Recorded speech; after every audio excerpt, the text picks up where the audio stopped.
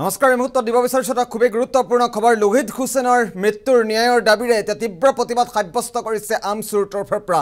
ন্যায় নোপোৱা পৰ্যন্ত আমছুৱে তীব্ৰ প্ৰতিবাদী কাৰ্যসূচী ৰূপায়ণ কৰিব আৰু আগন্তুক দিনত যদিহে ন্যায় লাভৰ ক্ষেত্ৰত হেমাহিৰ সৃষ্টি হয়, আমছুৱে বৃহৎ প্ৰতিবাদী কাৰ্যসূচীৰ ৰূপায়ণ কৰিব। আমছুৰ তৰফৰ পৰা কি বৃহৎ মন্তব্য কৰিছে, প্ৰতিটো তথ্য আহি পৰিছে, জনোৱাৰ চেষ্টা কৰিম। এটা ব্ৰেকিং নিউজ এই মুহূৰ্তত। লোহিত হুছেইনৰ মৃত্যুৰ ন্যায়ৰ দাবীৰে ৰাজপথ কপালে আমছুৱে। আমছুৰ প্ৰতিবাদত কঁপি উঠিল দক্ষিণ কামৰূপ। দক্ষিণ কামৰূপত তীব্ৰ প্ৰতিবাদী কাৰ্যসূচীৰ ৰূপায়ণ কৰিছে আমছুৱে। ধৰ্মঘট কাৰ্যসূচীৰ ৰূপায়ণেৰে লোহিত হুছেইনৰ হত্যাকাৰীক মৃত্যুদণ্ড প্ৰদানৰো দাবী কৰিছে আমছুৰ তৰফৰ পৰা। গৰৈমাৰী আৰক্ষীক দোষাৰোপ কৰি উত্তাল প্ৰতিবাদ সাব্যস্ত কৰিছে আমছুৱে। সাংস্কৃতিক অনুষ্ঠানৰ মাজতেই আৰক্ষীৰ উপস্থিতিত কেনেকৈ হত্যা কৰিবলৈ পালে লোহিত হুছেইনক, এয়া দাবী উত্থাপন কৰিছে, প্ৰশ্ন উত্থাপন কৰিছে আমছুৱে। পূৰ্ব পৰিকল্পিতভাৱে আমছু সদস্য লোহিত হুছেইনক হত্যা কৰাৰ অভিযোগ। মূল অভিযুক্ত আব্দুল ৰাজ্জাকক গ্ৰেপ্তাৰ নকৰা পৰ্যন্ত প্ৰতিবাদ অব্যাহত ৰখাৰ হুংকাৰ প্ৰদান কৰিছে অল আছাম মুছলিম ষ্টুডেণ্ট ইউনিয়নে। গৰৈমাৰী আৰক্ষীৰ হেমাহিৰ বাবেই হত্যাকাণ্ড সংঘটিত হোৱাৰ গুৰুতৰ অভিযোগ উত্থাপিত হৈছে। লোহিত হুছেইনৰ মৃত্যুৰ ন্যায়ৰ দাবীৰে ৰাজপথ কঁপাই তুলিছে আমছুৱে। আমি তীব্ৰ প্ৰতিবাদী কাৰ্যসূচীৰ ৰূপায়ণ কৰিছে আজিৰ দিনটোত। আমি প্ৰতিবাদৰ দৃশ্যাংশ দেখুৱাইছোঁ।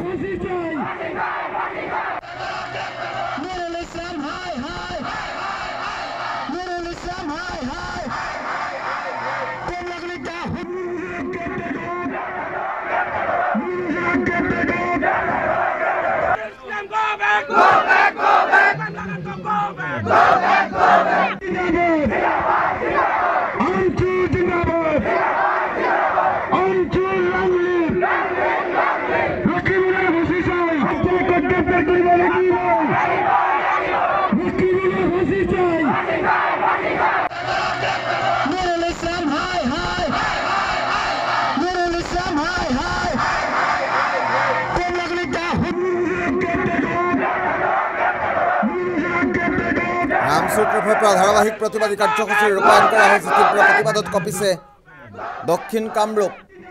আমছুৰ তৰফৰ পৰা তীব্ৰ প্ৰতিবাদ সাব্যস্ত কৰা পৰিলক্ষিত হৈছে।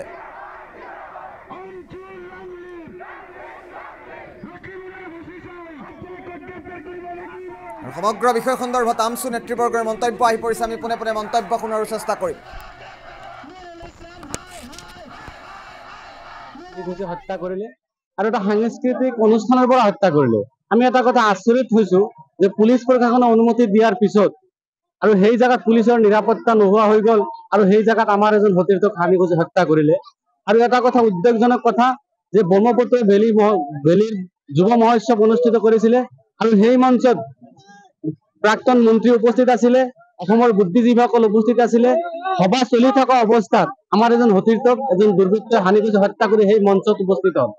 আৰু সেই মঞ্চৰ পৰা আমাৰ হত্যাকাৰীজনক যদিও গ্ৰেপ্তাৰ কৰিছে আৰু মুখ্য যিজন এই হত্যাৰ লগত জড়িত ব্যক্তি আব্দুল ৰাজ্জাক ডাঙৰীয়াক এতিয়ালৈকে গ্ৰেপ্তাৰ কৰিব পৰা নাই। ইতিমধ্যে ৰাইজে অভিযোগ কৰা মতে সেই আব্দুল ৰাজ্জাকক ডক্টৰ কমলা কলিতা মানে ৰক্ষণাবেক্ষণ দি আছে, যাৰ কাৰণে এতিয়ালৈকে গ্ৰেপ্তাৰ হোৱা নাই। আমি এটা কথা ক'ব বিচাৰিছো, যেতিয়ালৈকে আব্দুল ৰাজ্জাকক গ্ৰেপ্তাৰ নকৰিব তেতিয়ালৈকে আমাৰ আন্দোলন তীব্ৰতৰ হৈ থাকিব। আমি আন্দোলন কৰি যাম। গতিকে মই বিশেষভাৱে পুলিচ প্ৰশাসনে এটা কথা অনুৰোধ জনাম যে আমাৰ গৰৈমাৰী আৰক্ষী চকীৰ ভাৰপ্ৰাপ্ত বিষয়াৰ হেমাহিৰ কাৰণে হত্যাকাণ্ডটো সংঘটিত হৈছে। আমি সিদিনা এটা কথা উপলব্ধি কৰিব পাৰিছো, যুৱ মহোৎসৱৰ নামত ৰাস্তাটো বন্ধ কৰি দিয়া হৈছিলে। তাতে পুলিচ প্ৰশাসনৰ মানুহখিনিৰ তেনেকুৱা গুৰুত্ব নাছিলে, যাৰ বাবে আমাৰ মাজৰ পৰা লোহিত হুছেইনক কাঢ়ি লৈ যাব পাৰিছে। গতিকে অনাগত দিনত যদি এনেকুৱা ধৰণৰ পৰিৱেশ হয়, গতিকে আমাৰ আন্দোলন তীব্ৰতৰ হ'ব।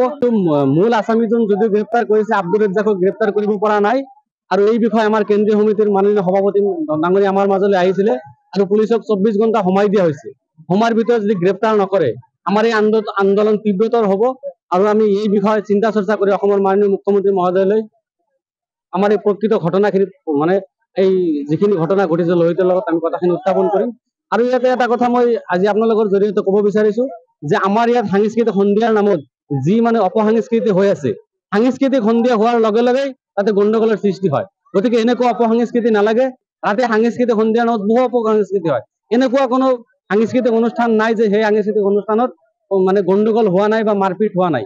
গতিকে গুৰুতৰ মাৰপিট হৈছে। গতিকে সাংস্কৃতিক সন্ধিয়াৰ নামত অনুমতি বন্ধ কৰিব লাগে আৰু আমাৰ এই লোহিত হুছেইনৰ হত্যাকাৰীৰ লগত জড়িত প্ৰত্যেকজন ব্যক্তিক আমি জুডিচিয়েল ইনকুৱাৰী বিচাৰিছো। যে যুৱ মহোৎসৱৰ নামত এই অঞ্চলৰ দুখীয়া যিখিনি ছাত্ৰ ছাত্ৰী আছে, ছাত্ৰ ছাত্ৰীৰ পৰা 300-500 টকাকৈ কালেকশ্যন কৰা হৈছে। আমি ইতিমধ্যে অনুমান কৰিব পাৰিছো প্ৰায় 10 পৰা 15 লাখ টকা কালেকশ্যন কৰি শিক্ষা অনুষ্ঠান বন্ধ কৰি আজি 15 দিনৰ পৰা শিক্ষা বিৰত ৰাখি আমি যুৱ উৎসৱ পালন কৰি আমাৰ মাজৰ পৰা এজন সতীৰ্থক কাঢ়ি লৈ গ'ল। গতিকে এনেকুৱা শিক্ষা ব্যৱস্থা আমাৰ নালাগে। ব্ৰহ্মপুত্ৰৰ দৰে এনেকুৱা অপসংস্কৃতি বিয়পি থকা শিক্ষা অনুষ্ঠান আমাৰ নালাগে। Let's